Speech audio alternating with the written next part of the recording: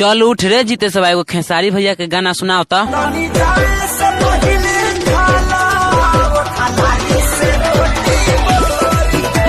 अरे खेसारी भैया इतना बड़का स्टार बन उनका पर तू इतना खराब गाना सुनाओ तेरे पट। चल अब तेहू उठ रे निकुआ खेसारी भैया पर बढ़िया गाना सुनाओ तो।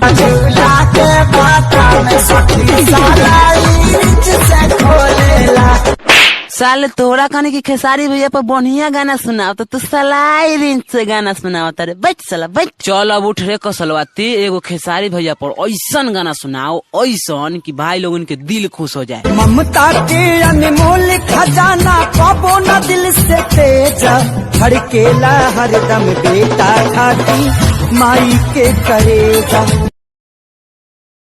मेरे सीने में लगता है दिल नहीं तू मेरी मोहब्बत के काबिल नहीं। तेरे सीने में लगता है दिल नहीं तू मेरी। चल ले जीते सवा उठ एगो कोरोना वायरस पर गाना सुनाओ था। कोरोना तो माइयो जिंदाबाद तोरे मौसी हो जिंदाबाद। साले भारत में 300-400 आदमी डेली मरता तोरा कोरोना वायरस के माँ या बहन जिंदाबाद लौकता बैठ। चल उठ रे नकुआ अब ते एगो कोरोना वायरस पर बढ़िया गाना सुनाओ था। शादी बियाह रुकल कोरोना तोहरे चलते शादी। साले तोरा शादी बियाह सुझता देश में लोग भूखे मरता तोरा शादी बियाह सुझता बैठ बैठ साला। चल अब ते उठ रे कसलबा लास्ट एगो कोरोना वायरस पर ऐसन गाना सुनाओ कि भाई लोग इनके दिल खुश हो जाए। कोरोना वायरस देश विदेश में मचा दिया है हाहाकार सबसे खतरा बड़ा है लफड़ा। ई भइल नु बात बहुत फिरा तो चल दिया इस सफर के संग मंजिले ना डोर कोई लेके अपना रंग रहूं मैं मलंग मलंग मलंग रहूं। कोरोना वायरस के चलते शादियों में भारी गिरावट। पंडित ने 1 मीटर की दूरी से सिंदूर डलवाने की कोशिश किया। मांग में सिंदूर ना पड़ने के कारण लड़की को विधवा घोषित कर दिया गया।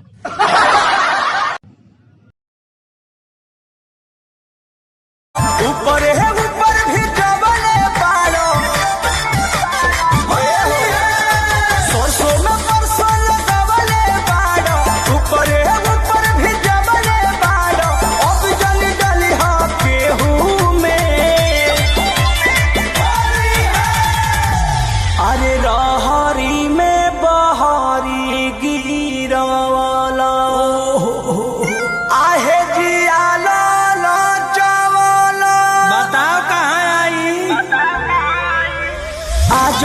बकी गेहूं में।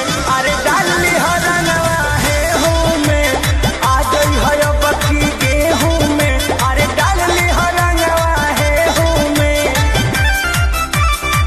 अरे कैसे खरी पूरी रोटी रोटियां बेलाई